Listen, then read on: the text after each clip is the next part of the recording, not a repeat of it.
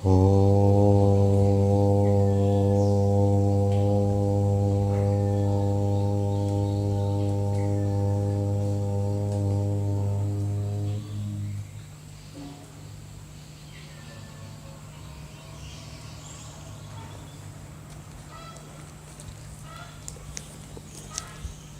समादरणीय धार्मिक सज्जन वृंद, यजुर्वेद का 40वां अध्याय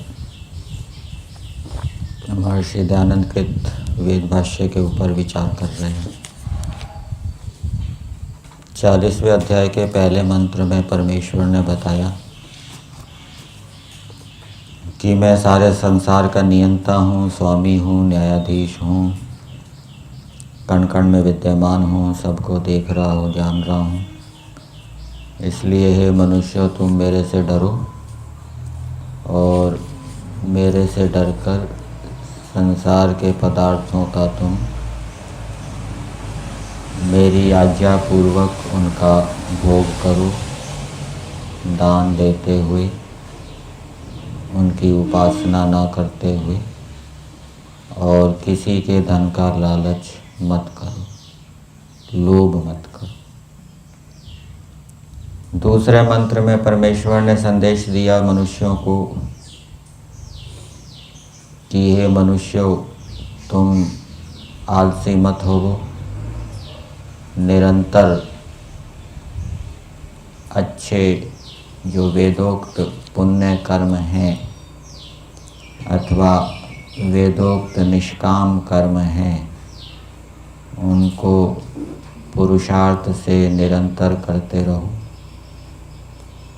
और ऐसा करते रहोगे तो तुम पाप कर्मों से बच जाओगे, क्योंकि इससे तुम्हारी बुद्धि वैसी बन जाएगी, पुण्य कर्मों को करने की बुद्धि हो जाएगी, उनमें ही श्रद्धा उत्पन्न हो जाएगी, उनमें ही रुचि हो जाएगी, फिर पाप कर्मों की ओर प्रवृत्ति नहीं होगी। और वेदोक्त पुण्य कर्मों के क्या क्या फल होते हैं, उससे विद्या बढ़ती है, सुशीलता बढ़ती है और पराक्रम बढ़ता है, आयु बढ़ती है। यदि तुम वेदोक्त कर्मों को नहीं करोगे, पाप कर्मों को करोगे, तो उससे तुम्हारी आयु घटेगी, तुम्हारे अंदर दुष्टता उत्पन्न हो जाएगी, तुम्हारा बल पराक्रम नष्ट हो जाएगा, तुम्हारे अंदर अविद्या उत्पन्न हो जाएगी।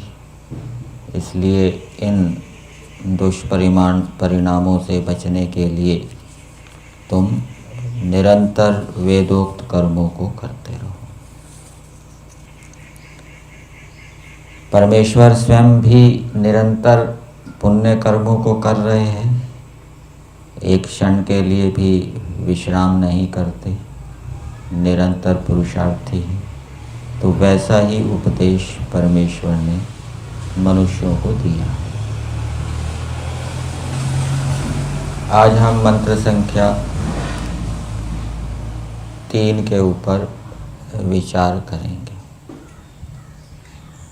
महर्षि दयानंद कृत वेद भाष्य के आधार पर मंत्र है, असूर्या नाम ते लोका अंधेन तमसा वृता तांस्ते प्रेत्यापि गच्छन्ति ये के चात्म हनुजन। मंत्र का देवता है आत्मा। आत्मा के विषय में बताया है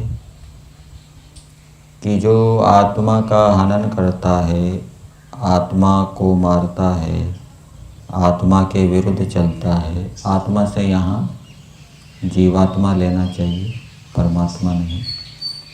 तो जो आत्मा से विरुद्ध चलता है, आत्मा से विरुद्ध आचरण करता है, उसकी क्या दुर्गति होती है वो बताया है। इस मंत्र की भूमिका में दिया है, अब आत्मा के हनन करता अर्थात आत्मा को भूले हुए जन कैसे होते हैं। तो आत्मा को भूलने का मतलब क्या है? आत्मा का हनन करने का मतलब क्या है, ये हमें भावार्थ से पता लगेगा।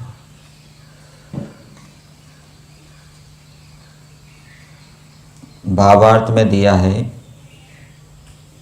वे ही मनुष्य, असुर, दैत्य, राक्षस तथा पिशाच आदि हैं, जो आत्मा में और जानते, वाणी से और बोलते और करते कुछ और ही हैं।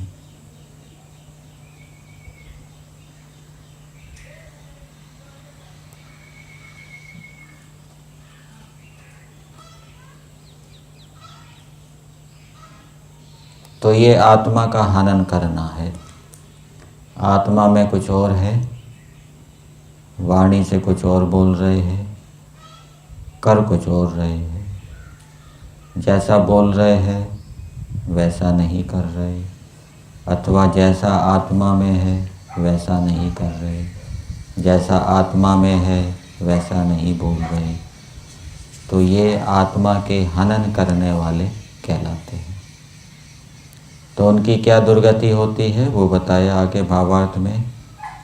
वे कभी अविद्या रूप दुख सागर से पार हो आनंद को नहीं प्राप्त कर सकते।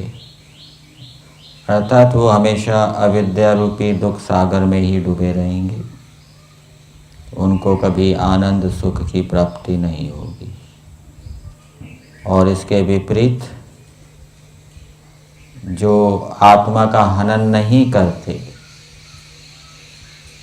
उनकी क्या सुगति होती है, वो मंत्र के अंदर तो नहीं दी, मंत्र के अंदर तो दुर्गति बताई है। जो आत्मा का हनन नहीं करने वाले, उनकी सुगति क्या होती है वो महर्षि दयानंद जी ने भावार्थ में लिखी है, मंत्र के शब्दों में वो नहीं है।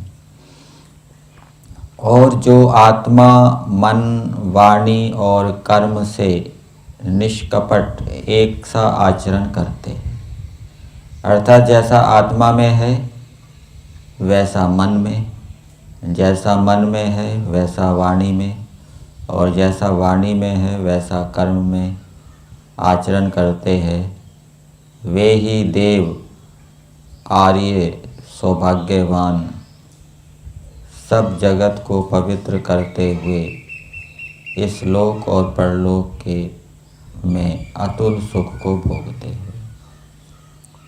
तो जो आत्मा मन, वाणी और कर्म से एक सा आचरण करते हैं, उनको महर्षि दयानंद जी ने देव, आर्य, सौभाग्यवान कहा है।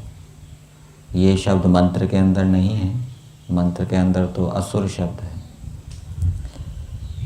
वो सब जगत को पवित्र करने वाले होते हैं और इस लोक में और परलोक में अतुल, अर्थात जिसकी तुलना नहीं की जा सकती, ऐसे सुख को वो भोगते हैं। अब यहाँ पर दिया है आत्मा, मन, वाणी और कर्म, और ऊपर दिया था आत्मा में और जानते, वाणी से और बोलते और करते कुछ और ही है।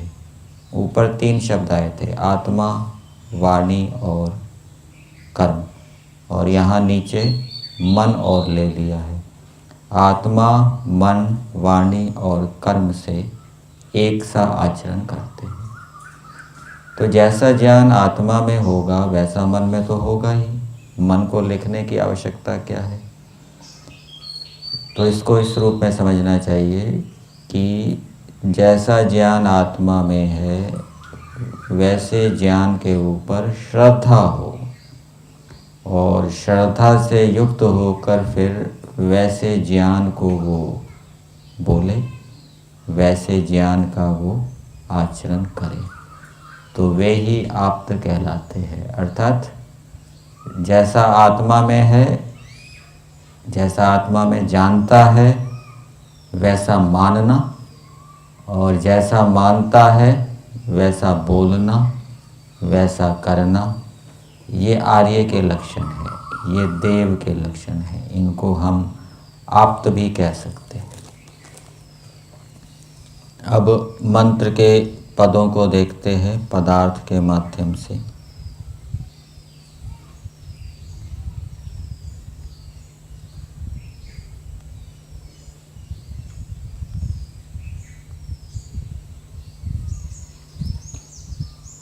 तो पदार्थ में दिया है ये लोकः। लोकः का अर्थ किया है मनुष्य, लोक। लोकन्ते पश्यन्ति ते, जो देखने वाले हैं। तो जो मनुष्य अंधेन तमसा वृता, जो बहुत अंधकार रूप ज्ञान को ढकने वाले अज्ञान से सब ओर से ढके हुए हैं। पहली बात, जो मनुष्य अज्ञान रूपी अंधकार से आवृत हैं, ढके हुए हैं, वे असुर हैं, वे राक्षस हैं, वो दैत्य हैं। वह ज्ञान क्या है? जो शरीर को ही आत्मा मानते हैं, जो शरीर को पवित्र मानते हैं, जो शरीर को नित्य मानते हैं, जो झूठ बोलने को, लड़ाई झगड़ा करने को अच्छा मानते हैं, जो बुरे कार्यों को अच्छा मानते हैं, जो ईश्वर को नहीं मानते अथवा ईश्वर को एक देशी मानते हैं, अथवा जो आत्मा को नहीं मानते, केवल ब्रह्म को ही मानते हैं, ये सारे अज्ञान रूपी अंधकार से ढके हुए हैं। इनको असुर कहा गया है। असुर कौन है? तो असुर के विषय में लिखा पदार्थ के अंदर, प्राण पोषण तत्पराणाम अविद्या आदि युक्तानाम इमे संबंधिना। तो जो प्राण पोषण में तत्पर होते हैं, अर्थात जो स्वार्थी हैं, अपने स्वार्थ सिद्ध करने में लगे रहते हैं, दूसरों का अहित होता है तो होता रहे, दूसरों की हानि होती है तो होती रहे, उनको तो अपना स्वार्थ सिद्ध करना है, अपना लाभ उठाना है, तो उनको असुर कहते हैं। और अविद्या आदि युक्तानाम, और जो अविद्या आदि दोषों से युक्त होते हैं, उनको भी असुर कहा है। तो ऐसे इनके सदृश होते हैं, इनके सदृश वो पाप करने वाले होते हैं। कौन? जो अज्ञान रूपी अंधकार से ढके होते हैं, जिनको ईश्वर के विषय में अज्ञान है, अविद्या है, मिथ्या ज्ञान है, जिनको आत्मा के विषय में मिथ्या ज्ञान है, जिनको धर्म अधर्म के विषय में मिथ्या ज्ञान है, जिनको शरीर आदि पदार्थों के विषय में मिथ्या ज्ञान है, जिनको संसार के विषय में मिथ्या ज्ञान है। कुछ लोग ऐसा मानते हैं कि ये संसार हमेशा बना रहता है, ना कभी उत्पन्न होता है, ना कभी नष्ट होता है। तो ऐसे जो अज्ञान से आवृत मनुष्य हैं, वो असुरों के समान, स्वार्थियों के समान वो पाप करने वाले होते हैं, पापी होते हैं। एक बात बताई, उनको असुर राक्षस कहा है। फिर दूसरे जन, ये के च आत्महनु जनाः सन्ति।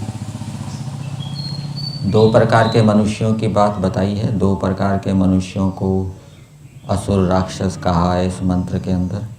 एक तो जो अविद्या रूपी अंधकार से ढके हुए हैं, और दूसरे जो आत्मा का हनन करने वाले हैं।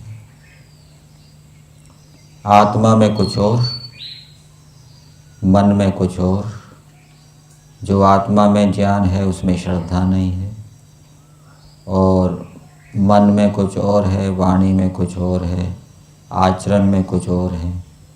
तो ऐसे मनुष्य भी असुर राक्षस कहलाते हैं। ते प्रेत्यापि तान गच्छन्ति, और वे मरने के बाद भी तान गच्छन्ति, अंधकार रूप भोगों को प्राप्त होते हैं। अज्ञान रूप अंधकार से युक्त भोगों को प्राप्त होते हैं। तो ये इस मंत्र के अंदर बताया गया है। तो मंत्र का संदेश मनुष्यों के लिए ये है कि हे मनुष्यों, तुम असुर राक्षस दैत्य ना बनो, आर्य बनो, सौभाग्यवान बनो, देव बनो। उसके लिए तुम्हारे अंदर जो अविद्या है उसको दूर करो। अविद्या को दूर करने के लिए वेद आदि शास्त्रों को पढ़ो, विद्वानों का संग करो, और देव आर्य बनने के लिए जैसा ज्ञान तुम्हारी आत्मा में है उसमें श्रद्धा करो, और उसी को वाणी से बोलो और वैसा ही आचरण करो। तो ऐसा करने से तुम इस संसार के सुख को भी प्राप्त करोगे, स्थायी सुख को, और मोक्ष सुख के भी तुम पात्र बनोगे। इस जन्म में अज्ञान अंधकार से तो युक्त होते ही हैं,